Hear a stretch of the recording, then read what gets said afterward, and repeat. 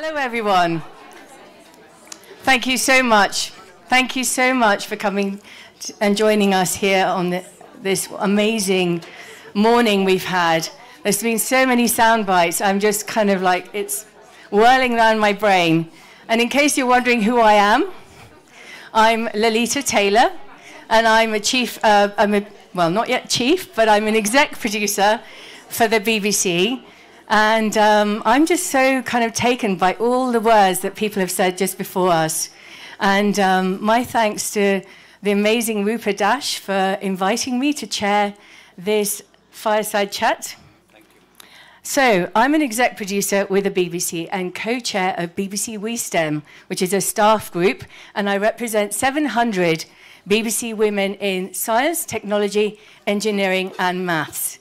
And I'm delighted and honoured to have been invited by the amazing Rupa Dash, founder of World Women Davos Agenda, to moderate this morning's fireside chat with India's foremost human rights advocate, Shri Bharat Lal, who's the Secretary General of the National Human Rights Commission of India, and who is formerly Director General of the National Centre for Good Governance and the Secretary of Lokpal of India. A very warm welcome, Shri Bharat Lal. Welcome, and do take a seat.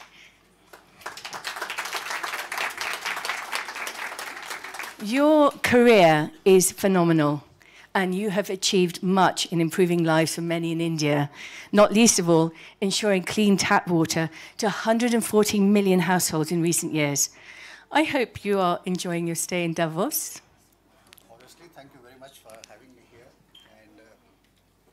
And let me thank the World Women Foundation for inviting me, and USISPF. And yes, it's a lovely place. But let me assure you that the women issue is not pertains only to women. I think we are equally stake, and that's why I'm here. Good. So this year's World Economic Forum theme is Rebuilding Trust, and covers topics including prosperity, sustainability, and AI, which we will be touching on. I've watched some of your keynotes and have been inspired by your enthusiasm in regards to education. You've taken it one step further. You are focusing on the quality of education and the role partnership plays. How do you think this will change the lives of Indian women? Well, as all of you know, that India is a country of 1.43 billion people. It means we are talking about 700 million women. And Indian women, I think, two things are very important. A, education to her children. I think we all are here because of education. My mother, got me, And second thing is home, a peaceful home. I think these are the two driving factors. Keeping this in mind, I think education is the most important thing insofar as the government is concerned. And in 2.5 years back, new education policy has been brought. And this new education policy is basically focusing on not only scientific and rational education, but certain values which India brings on the board, which basically a stable society, a very progressive, a very developmental, a very liberal society. This. And for a country of this size, I think government alone is not, can do all these things. So a policy has been that all partners and private sector has a very important and key role.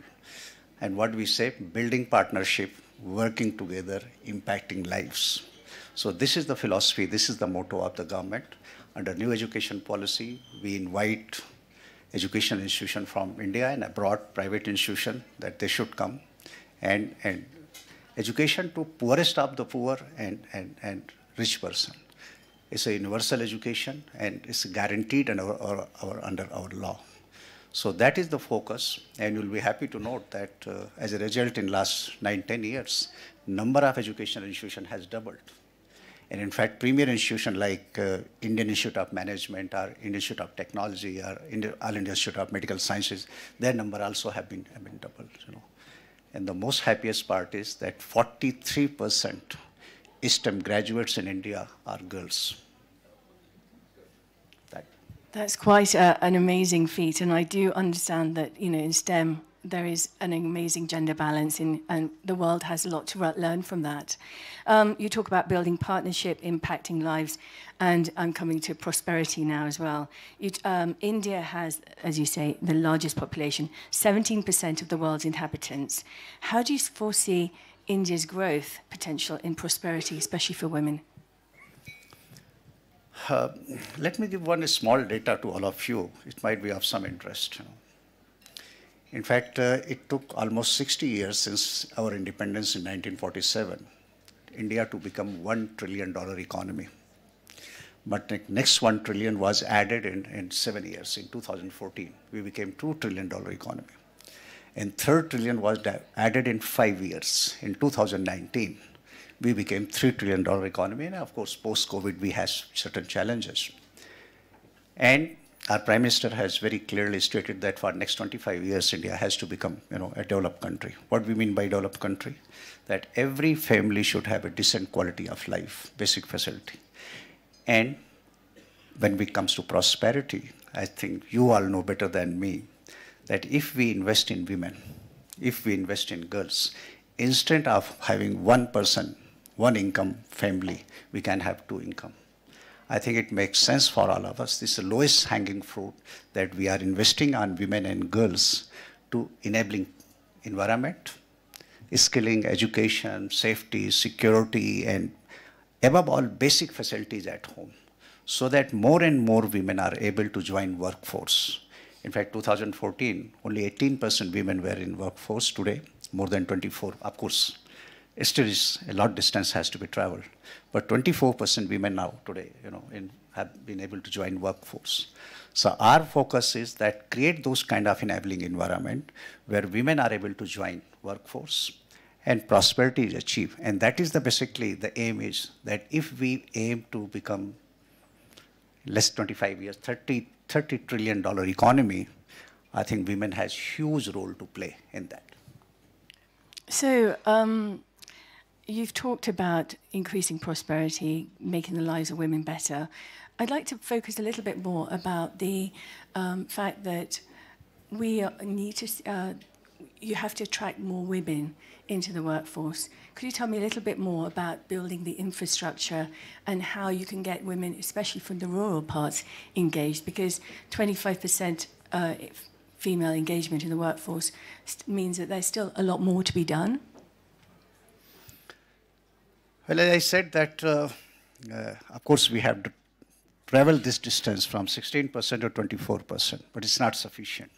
So a number of steps have been taken. For example, when I'm talking about 1.43 billion people, imagine that in last 3.5 years, 140 million households, or roughly 700 million people have been provided clean tap water connection, or 110 million toilets have been constructed, means 600 million people are using.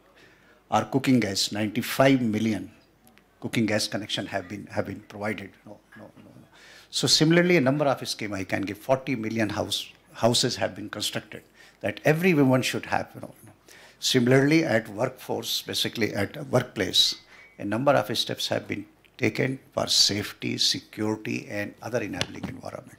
Like in India, women are given 26 weeks, maternity leave. Even for adoption of child, women are given, that kind of maternity leave. So idea is that you create that kind of enabling environment. And B, one figure I'll give. We have been able to sanction roughly 460 million small loans so that women can start their own enterprise. And 63% loans have gone to women. 63% loans have gone to women. Today, 99,000 startups are there. And majority of the startups are basically, women, $30 billion startups. This majority is there. Like in our boardrooms, in our companies, one female director is compulsory. Our missile program, you'll be happy to note that our missile program, this moonshot today, I was looking at the title of this program. Our mission is headed by a woman scientist. So I think that kind of enabling environment, In India, 50% seats in local self-governments are reserved for women. And as on date, certain seats are vacant, but 46%, imagine 1.2 million representative. Women are 46%. What we are trying to do, develop responsible and responsive leadership at local level. And next step is that 33% seats in our parliament and state legislature have been reserved now for women, So I think we are creating that kind of environment where women can play a critical role and more important role and leadership role. And we have moved from women empowerment to women-led development, women at center stage. If you see every walk of life where women are given, as a conscious effort is being made that women are given important place to take it forward. Could you tell me a little bit more of your concept of leapfrogging? Well, see, it's very, very, very simple, Today in a family, and give me just two pictures I'll give, In a family there is suppose one male member is working.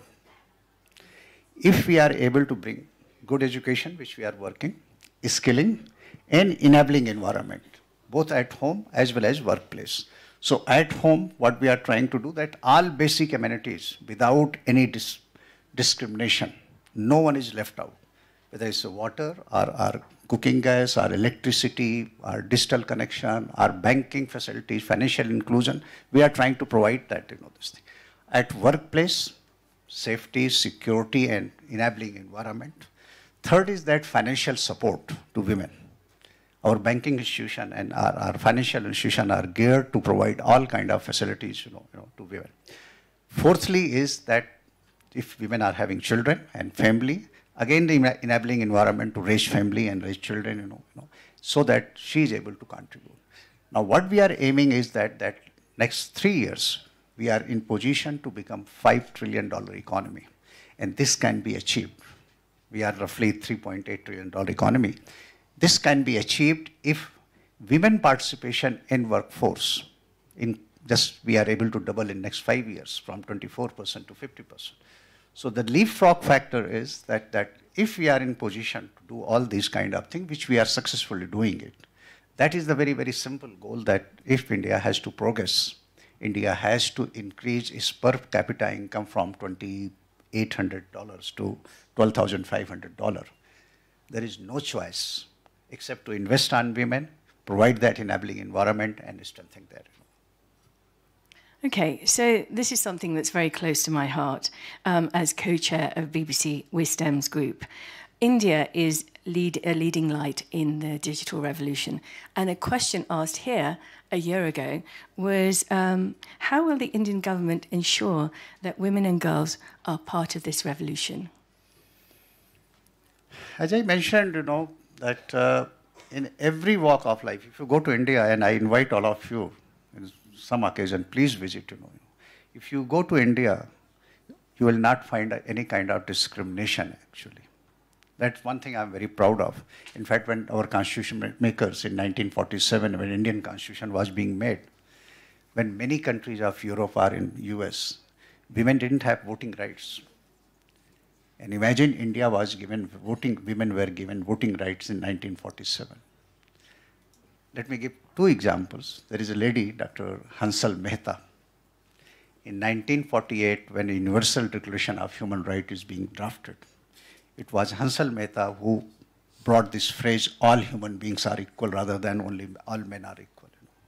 It was Lakshmi Menon who provided that, that no discrimination take place in Universal Human Rights Declaration. So today what is happening in India, and this churning is taking place. If you see in leadership position, our minister, imagine our defense minister was a woman. Today finance minister in India is a woman.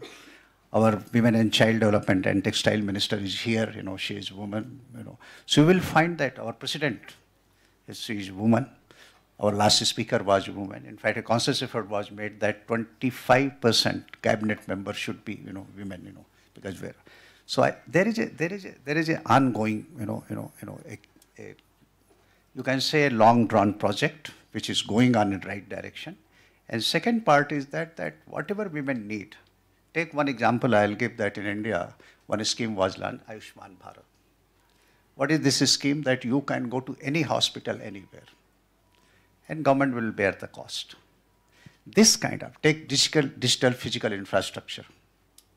I think I'm very proud of that today. India's digital physical infrastructure is anywhere among best in the world. When we take banking, facilities, 460 million bank accounts have been opened in 1 year. And again, 68% accounts are women accounts. So I think that kind of effort is being made so that women and girls are having a very important role. And idea is that they should be able to realize their full potential. See, every part of the government, there is a consensus among political parties, as well as administrator and the civil society, that we have to create that kind of enabling environment where our daughters, our sisters, they are in position to realize their full potential, and that thing is happening in India. This kind of transformation is taking place in the country. Please appreciate 43% girls are passing out from STEM stream. The whole IT sector, there is a Apple factory, in Chennai, all manned by women, girls. 100% girls are in that factory. That kind of transformation is taking place. So what's your last thoughts? What do you want to leave us with? Of course, transformation has been a huge enabling thing that you've created for India. So what would you like to leave us with?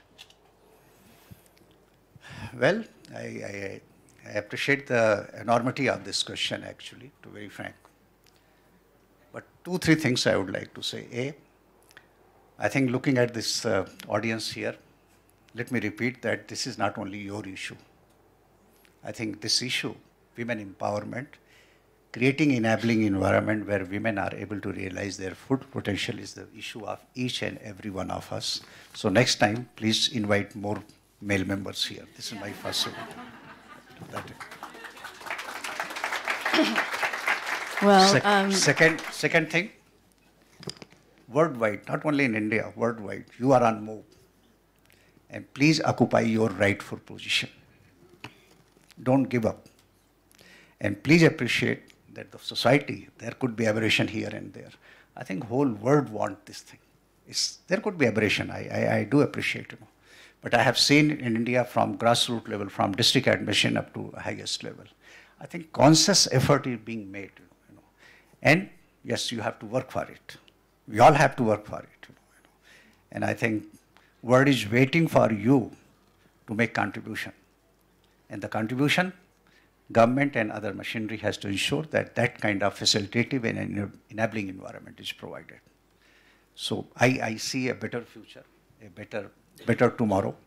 And I think a lot of progress has been made, at least in my lifetime. I have seen in the last 30 years and 35, 40 years working. I have seen the kind of progress we have been able to make.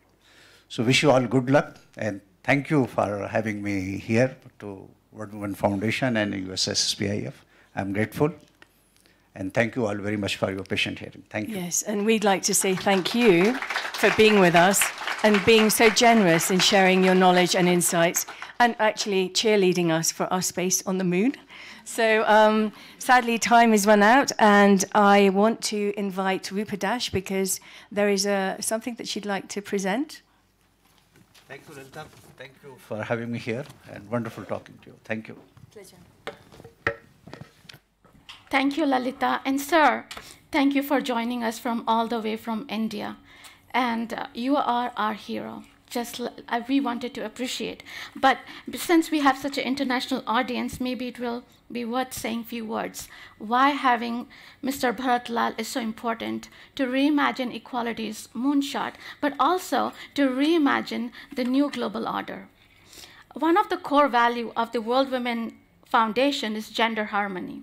If we truly want equality, dignity, and progress for women, we need men allyship to lead the new era of equality and harmony.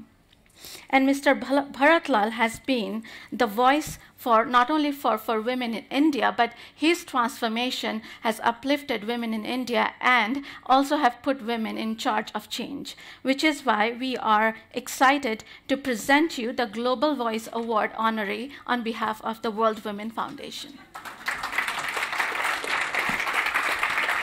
However, I would like to invite one of my favorite people, Dr. Mukesh Agit, for making this happen. Without him, it is impossible to get you here from India. So can I have you on stage?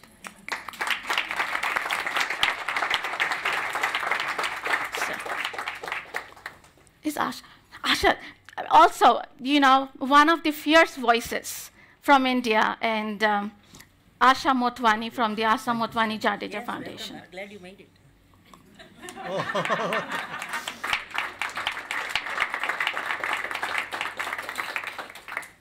Can we look at that camera, please? Thank you. See, men are dictated by women, always. Thank you. Thank you. sir. Thank you. Thank you so much for indeed. joining. Thank you. Yes.